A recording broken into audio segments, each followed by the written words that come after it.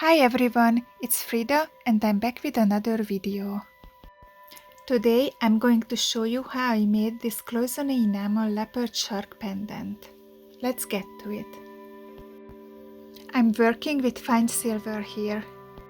I'm making a square pendant and I decided to fold up the sides so this piece is going to have a nice frame. I made my markings and now I'm going to cut it out with my saw.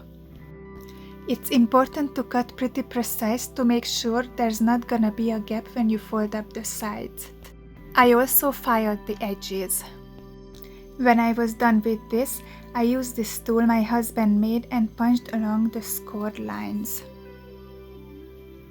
This way we create a groove where the material is going to fold nice and even. I did this for all sides. Now I'm going to use the edge of my steel block and the hammer to fold the sides. You can see that it folds along the line where we created the groove. We can only do two sides on this block. I put an insert in my vise which was small enough to fold the remaining two sides. It took quite a bit of hammering and patience until I was happy. Here I'm making sure that the bottom is nice and flat using the same block I used in my vise. Now I'm filing down the edges. I filed down quite a bit because I don't want the walls to be too tall. The enameling process always starts with the back. I chose black enamel for counter enamel. You can sift it or apply it wet.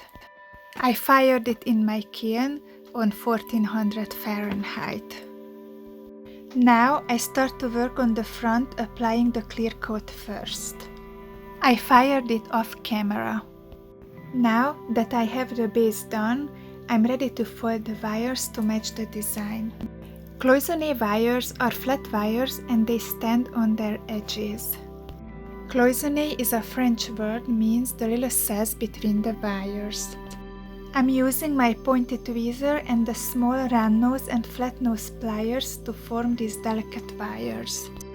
Did you know that Cloisonne had been made in Japan centuries before, but the Japanese had lost the skill? In the 19th century, one craftsman wanted to introduce it. I don't think I could say his name correctly, so I'm not even going to try. By destroying a piece of Chinese cloisonne, he worked out how it was made and started making cloisonne himself. I'm almost done with the wires here. It's a very long process. You can see that the video is sped up quite a bit. Now I'm ready to remove them from the tape and place them on the base with my tweezer.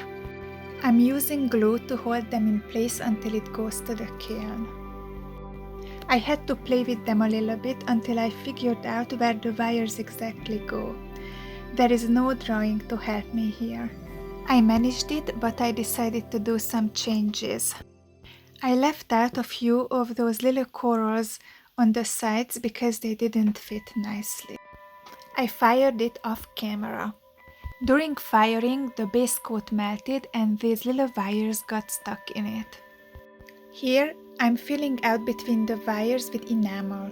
Enamel is basically crushed glass. For this one, I wanted to do a sea creature with lots of gorgeous blue colors around it. So I went on Google and I've chosen this beautiful leopard shark.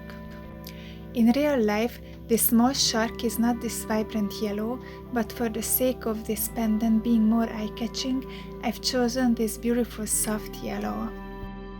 I was really excited to see how these colors are going to look together. Lots of times enamel changes color during firing. For example, those corals look white, but they're going to turn pink in the kiln. I made sure that the enamel is dry and I fired it on 1400 Fahrenheit for 2 minutes. I applied 2 more coats of enamel off camera. After I was done with that and I fired it, I started to sand it with my diamond pad. I use a lot of water and here I'm already polishing it. I fired it one more time to make it shiny again, and it's done. I'm really happy how it turned out. The silver complements the blue colors beautifully. Let me know what you think, and please comment with suggestions what should I make next. If you like this video, please comment, like and share, and please subscribe to my channel, it would mean a lot to me. See you in the next one. Bye!